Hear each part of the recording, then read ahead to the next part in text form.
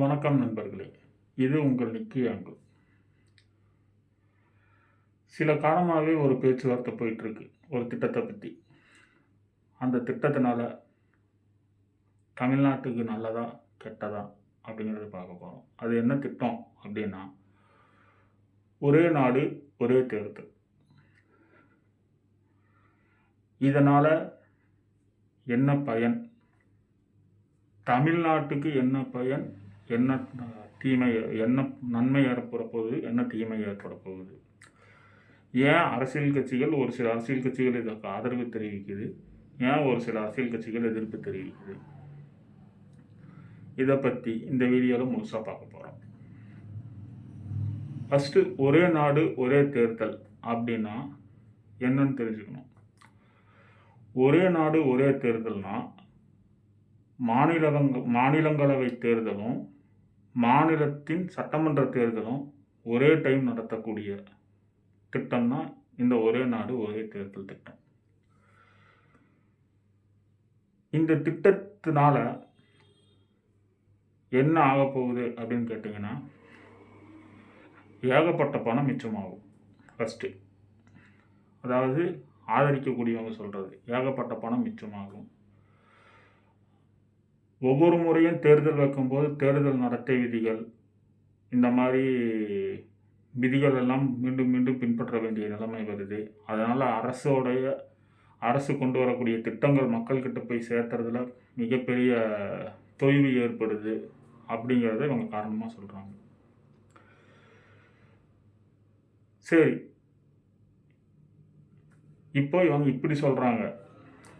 அதுவே எதிர்க்கிறவங்க என்ன சொல்கிறாங்கன்னு கேட்டிங்கன்னா, ஒரே நாடு ஒரே தேர்தல்னு வச்சா இந்தியாவில் இருக்கக்கூடிய ஒவ்வொரு மாநிலங்களுக்கும் ஒவ்வொரு விதமான பிரச்சனைகள் இருக்கும்.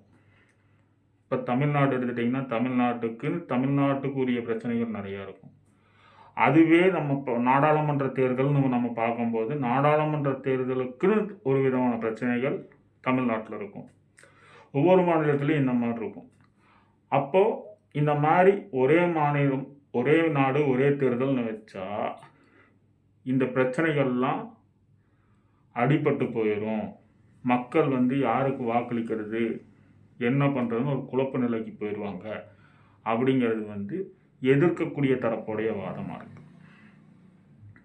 நம்ம ஃபஸ்ட்டு நன்மைகளை பார்ப்போம். அதாவது ஆதரிக்கக்கூடிய கட்சிகள் சொல்லக்கூடிய விஷயங்கள் என்னென்னா, அதாவது ஒரே நாடு ஒரே தேர்தலை கொண்டு வந்தால் அது கொண்டு வரும்போது ஒரே செலவால் தேர்தல் 2 தேர்தலும் முடிஞ்சிடும். ப்ளஸ் ஒவ்வொரு முறையும் தேர்தலுக்காக பணியமர்த்தக்கூடிய அலுவலர்கள், கமாண்டோ ஃபோர்ஸு, போலீஸ்காரங்க இவங்களுக்கு ஒரே நடையில் வேலை முடிஞ்சிடும். அதே மாதிரி தேர்தல் நடத்தை விதிகளும் அடிக்கடி கொண்டு வர வேண்டியது தேவையில்லை. ஒரே டைமில் மாநில தேர்தலும் முடிஞ்சிடும், நாடாளுமன்ற தேர்தலும் முடிஞ்சிடும். இதனால் மிகப்பெரிய பொருள் செலவு குறைக்கப்படும். அதே மாதிரி ஒவ்வொரு அரசியல் கட்சிக்கும் எலெக்ஷனை ஃபேஸ் பண்ணுறது ஈஸியாக இருக்கும். 2 எலெக்ஷனையும் ஒரே முட்டாக ஃபேஸ் பண்ணுறது ஈஸியாக இருக்கும் அப்படிங்கிறது தான் இவங்களுடைய கான்செப்ட். அதே எதிர்க்கக்கூடிய தரப்பு நீங்கள் என்ன சொல்கிறாங்கன்னு பார்த்தீங்கன்னா, அவங்களுடைய வாதமே வேறு விதமாக இருக்குது. என்னென்னா, இப்போது ஒவ்வொரு மாநிலத்துக்கும் ஒவ்வொரு தனித்தன்மை இருக்குது. அந்த மாநிலத்துக்கான தனி பிரச்சனைகள் இருக்குது. இப்போது நம்ம தமிழ்நாட்டை எடுத்துட்டிங்கன்னா நமக்கு காவிரி பிரச்சனை, முல்லை பெரியார் பிரச்சனை, இது பற்றாமல் இங்கே நடக்கக்கூடிய ஊழல், லஞ்ச லாவண்யம், இந்த மாதிரி நிறைய பிரச்சனைகள் இருக்குது. இந்த பிரச்சனைகளுக்கெல்லாம் ஒரு தனித்தன்மை இருக்குது. அதை எதிர்த்து தான் தமிழ்நாட்டில் இருக்கக்கூடிய மாநில கட்சிகள் அத்தனையுமே போட்டி போடும். இதுவே இப்போது ஒரே நாடு ஒரே தேர்தல்னு வச்சுட்டா இவங்க என்ன சொல்கிறாங்கன்னா, நாங்கள் எங்களுடைய தனித்தன்மையை சொல்லி ஓட்டு கேட்க முடியாது, நாடாளுமன்ற தேர்தலுக்குன்னு ஒரு அதாவது அதுக்குன்னு ஒரு தன்மை இருக்குது, அந்த தன்மையை வச்சும் வாக்கு கேட்க முடியாது. அப்போ இங்கே இருக்கக்கூடிய மாநில கட்சிகளும் சிறு சிறு கட்சிகளுக்கும் மிகப்பெரிய அளவுக்கு எலெக்ஷனில் தொய்வு ஏற்படும். அவங்களுடைய வாக்கு வங்கிகள் முதல் கொண்டு எல்லாமே சரிவு ஏற்படும். மக்கள் ஒரு குழப்ப நிலைக்கு போயிடுவாங்க. யாருக்கு ஓட்டு போடுறது, மத்திய மத்திய அரசுக்கு ஓட்டு போடுறதா, மாநில அரசுக்கு ஓட்டு போடுறதாங்கிற குழப்பத்துக்கு போயிடுவாங்க. அப்படிங்கிறது இவங்களுடைய வாதமாக இருக்குது. இதில் இன்னொரு விஷயம், முக்கியமான விஷயம் பார்க்கணுன்னா, அவங்க சொல்லக்கூடிய விஷயங்கள் பொருளாதார இது இதெல்லாமே ஓகே. ஆனால் இந்தியாங்கிறது ஒரு ஜனநாயக நாடு.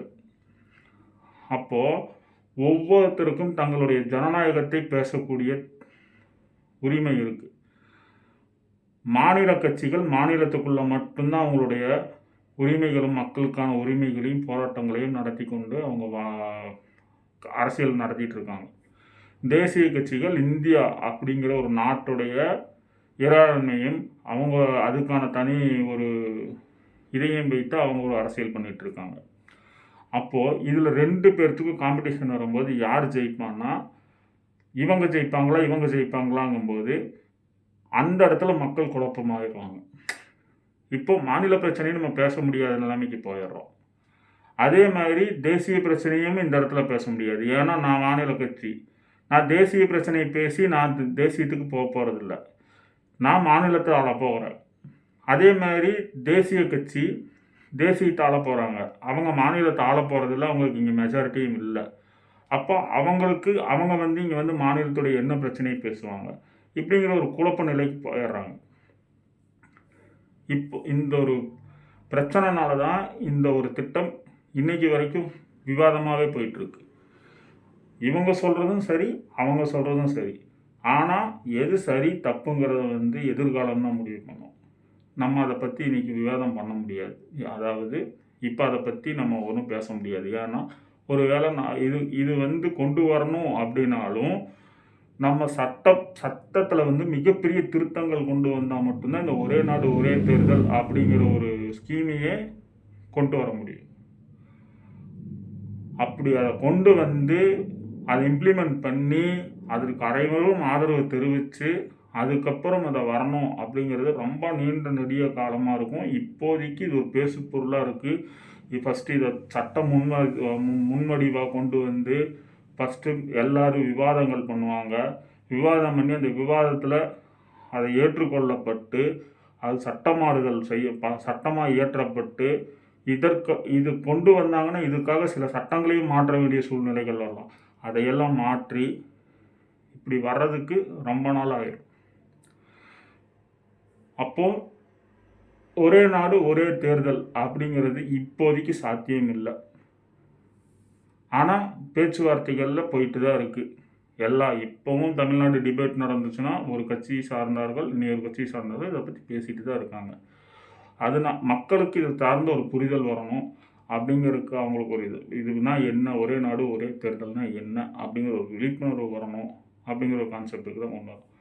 2 விஷயந்தாங்க. அவங்க சொல்கிறாங்க செலவு கம்மி, ஒரே டைமில் எங்களுக்கு எல்லாம் முடிஞ்சிடும் அப்படின்னு ஆதரிக்கிறவங்க சொல்கிறாங்க. எதிர்க்கிறவன் இது ஜனநாயக நாடு, இந்த நாட்டில் ஒவ்வொருத்தருக்கும் ஒவ்வொரு மாநிலத்துக்கும் ஒரு தனி பிரச்சனை இருக்குது, அந்த பிரச்சனையை பேசக்கூடிய ஒரு இது இருக்குது. ஒரே நாடு ஒரே தேர்தல்னு வந்தால் இந்த பிரச்சனை வரும். 2வது பார்த்திங்கன்னா இப்போ தமிழ்நாட்டில் இப்போ நடக்கக்கூடிய ஆட்சி ஒரு மைனாரிட்டி ஆட்சின்னு வச்சுப்போம். அதாவது அவங்க 108 இடத்துல ஜெயித்தாங்க. பேலன்ஸ் ஒரு 10 இடத்துக்கு கூட்டணி கட்சிகளை வெளியிருந்து சிறு சிறு கட்சிகளை சேர்த்திக்கிட்டு கூட்டணி ஆட்சி நடக்குது. இப்போ இவங்க ஆதரவு தரலைன்னா ஆட்சி கவுந்திருக்கும் இல்லைங்களா? இந்த ஒரே நாடு ஒரே தேர்தல்னு வரும்போது இப்போ இந்த ஆட்சி கவுந்துருச்சுன்னா இந்த வரக்கூடிய 5 வருடங்கள் யார் ஆட்சி பண்ணுவா? இந்த கேள்வியை எதிர்கட்சிகள் வைக்கிறாங்க. அதாவது எதிர்கட்சிகள்னால் எதிர்த்தரப்பினர் இந்த கேள்வியை வைக்கிறாங்க. இது ஒரு நியாயமான கேள்வி தான். இப்போ அந்த ஆட்சி கவுந்துருச்சுன்னா யார் ஆட்சி செய்வா? அந்த 5 வருடங்கள் இந்த மாநிலத்தை யார் ஆட்சி பண்ணும்? இதெல்லாம் நியாயமான கேள்விகள் தான். அதே மாதிரி அந்த சைடும் ஒரு சில நியாயங்கள் இருக்குது, இந்த சைடும் ஒரு சில நியாயங்கள் இருக்குது. 2 பேர்த்துக்கும் பொதுவாக தான் இதை பார்க்கணும். நான் சொன்னது பயனுள்ள தகவலாக இருந்தால் லைக் பண்ணுங்கள், கமெண்ட் பண்ணுங்கள், சப்ஸ்கிரைப் பண்ணுங்கள். நன்றி, வணக்கம்.